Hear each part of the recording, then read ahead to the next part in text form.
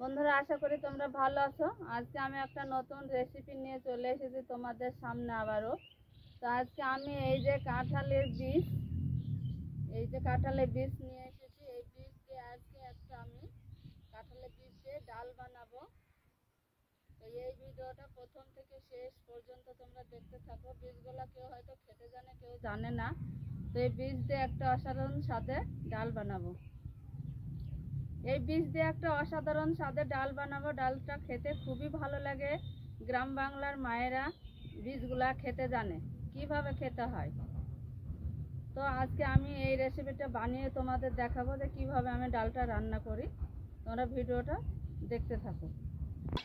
এই যে গায়ের এই খোসাগুলো আছে, এই খোসাটা আমি ছিলে ফেলে দিব। এবং এই যে তোমাদের দেখাই, আগে ভালো করে আমি নখ দিয়ে ছিলে দেখাই।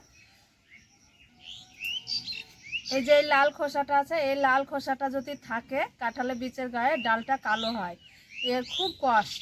তার জন্য আমি এই লাল খোসাটা হেসেতে ছেড়ে নিব। এই যে লাল খোসা সমেত তার গায়ের এই যে কভারের মতো এই খোসাটা আমি ছাড়িয়ে নিব।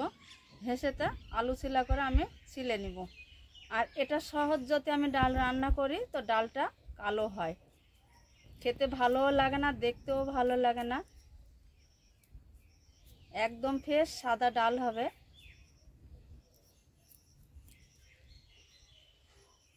খুব সহজ উপায়ে এই রেসিপিটা বানানো হয়। এই যে দেখতে পাচ্ছ এই খোসা, এইভাবে আমি সমস্ত বীজগুলোর খোসা ছাড়িয়ে নেব, দিয়ে আমি জলে ভিজিয়ে রাখবো। গামলায় জল দিয়েছি, এই জলে খোসা ছাড়ানো বীজটা ডুবিয়ে দিব কষটা ছাড়ার জন্যে।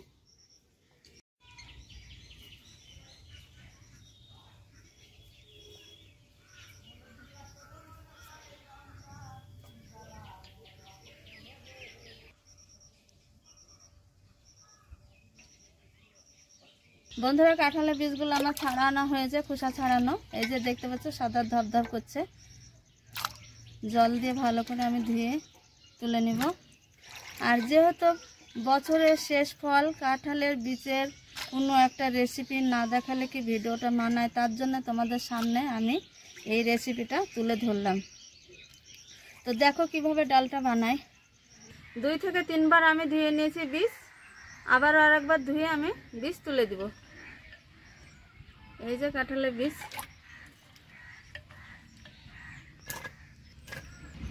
বছরের শেষ ফল কাঁঠালের বীজের যদি একটা রেসিপি না হয় কেমন লাগে, তার জন্য এই রেসিপিটা তোমাদের সামনে আমি তুলে ধরলাম। 20 থেকে 25 মিনিট পর্যন্ত সিদ্ধর জন্য গরম জলে আমি বসিয়ে রেখে দেব। চুলায় আস্তে আস্তে আমি জাল দিতে থাকবো। ঢাকা দিয়ে দিলাম। কাঁঠালের বীজ তো সিদ্ধর জন্য বসিয়ে দিয়েছি চুলায়। সামান্য আমি এই মাটির কাপে 1 কাপ মসুরের ডাল নিয়েছি। কাঁঠালের বীজ সিদ্ধ করতে দিয়েছি, ওই সিদ্ধ বীজে মসুরের ডাল ধুয়ে আমি তুলে দিব। বীজের সংখ্যাটা কম আছে কাঁঠালের বীজ, মসুরের ডালটা এই বাটির 1 বাটি দিয়ে দিয়েছি। এবার আমি ডালটা ধুয়ে নেব।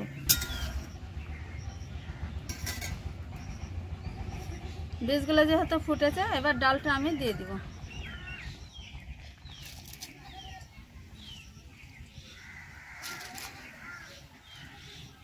ডালে বীজে একসঙ্গে সিদ্ধ হয়ে যাবে। আমি এখন আপাতত কিছুই দেব না।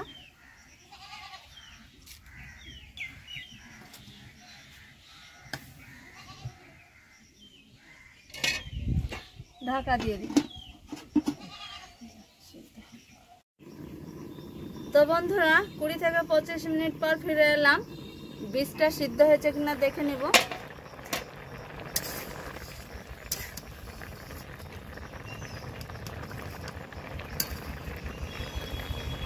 এই যে সিদ্ধ হয়েছে।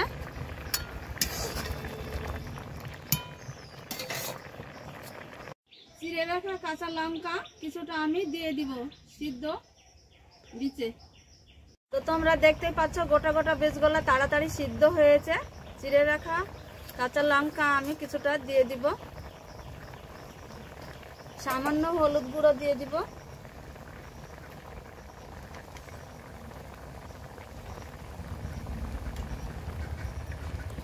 বীজগুলো গোটা গোটা হলে তাড়াতাড়ি সিদ্ধ হয়, তার জন্য আমি ফাটিয়ে দিইনি, গোটাই দিয়েছি।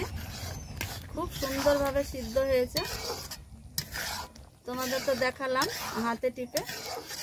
দেখো কত সুন্দরভাবে গলেছে বীজগুলা, আর ডালটা কত সুন্দর, কালারটা দেখতে খুবই ভালো লাগছে। কালারটা দেখে খেতেও খুবই ভালো লাগে। আর ভাতটা যদি সাদা হয় আরও খেতে ভালো হয়, যেহেতু আমাদের টিউবওয়েলের জলে ভাত, আমরা কাঁচা জলেই দিয়ে দিই চাল একসঙ্গে দিয়ে, তো ভাতটা সাদাই হয়। ভাত সাদা না হলে খেতে ভালো লাগে না। এই যে দেখো কত সুন্দরভাবে সিদ্ধ হয়েছে। এই যে সামান্য একটু জল দিয়ে দিব। দেখতেই পাচ্ছ তোমরা কত সহজ উপায়ে কত সুন্দর কালারিং একটা ডাল।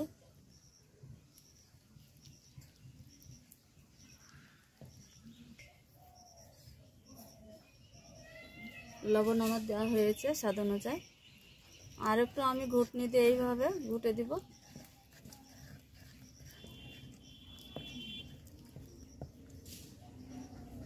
এই ডালটা হলেই ভাত সবাই খাবে, এই ডালটার জন্য সবাই অপেক্ষা করে আছে, তার জন্য একটু আমি তাড়াহুড়া করে আমি ডালটা রান্না করলাম। তো তোমরা দেখতে পাচ্ছ কত সুন্দর ঘন ডাল তৈরি হয়েছে। এবার আমি ডালটা ঢেলে নিয়েছি, এবার আমি তেলে দিয়ে দিব। তো তোমরা দেখতে পাচ্ছ কড়াই সরিষার তেল দিয়ে দিয়েছি। তেলে আমি জিরে ফোড়ন দিয়ে দিব, শুকনো লঙ্কা,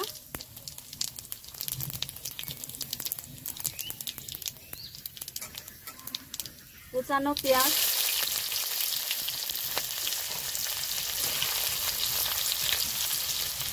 কুচানো রসুন কিছুটা দিয়ে দিব।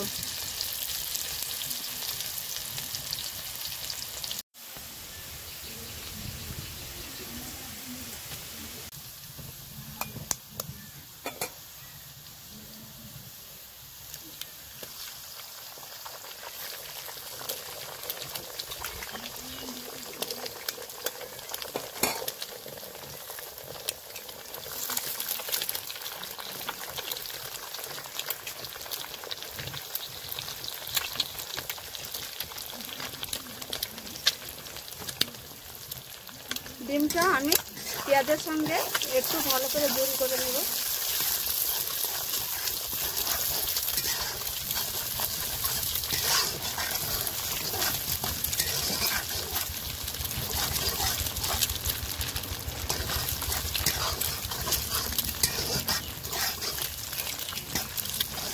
ডিমটা তেলে দিলেও হয় না দিলেও হয়, তো ডিমটা দিলে স্বাদটা আরও ডালের দ্বিগুণ বেড়ে যায়, তার জন্য আমি ডিমটা দিলাম। এইভাবে তোমরা যদি চাও যে ডিম দিয়ে ডাল তেলে দিব, খেতে কেমন লাগে দেখি, দিতে পারো, না চাইলে না দিতেও পারো।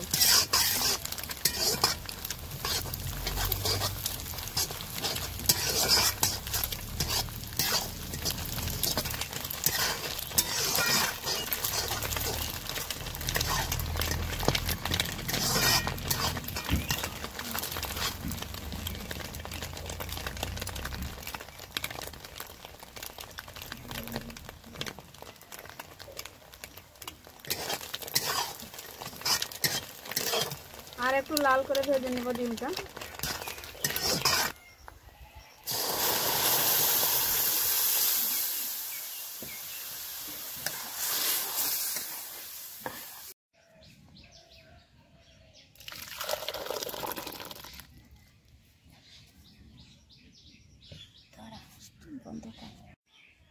বাটিটা শুদ্ধ কাছে এইভাবে পড়ে গেল, ও আল্লাহ, সব পড়ে গেল। তো বন্ধুরা অবশেষে আমার ভাগ্যে ডালটা জুটলো না।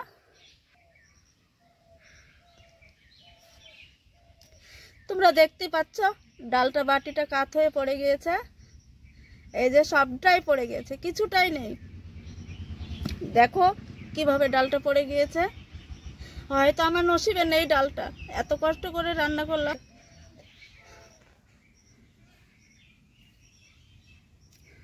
তো তোমরা দেখতেই পাচ্ছ আমার ভিডিওটা আজকে এখান থেকেই শেষ হলো। কেন যে আমার নসিবে রইল না এই ডালটা। খুব কষ্ট করে আমি ডালটা তোমাদের দেখাবার জন্য এই রেসিপিটা করেছিলাম। তো তোমাদের অনুরোধ রইল এই রেসিপিটা দেখার জন্য। আর ভিডিওটা ভালো লাগলে লাইক কমেন্ট শেয়ার করবে, সাবস্ক্রাইব করবে।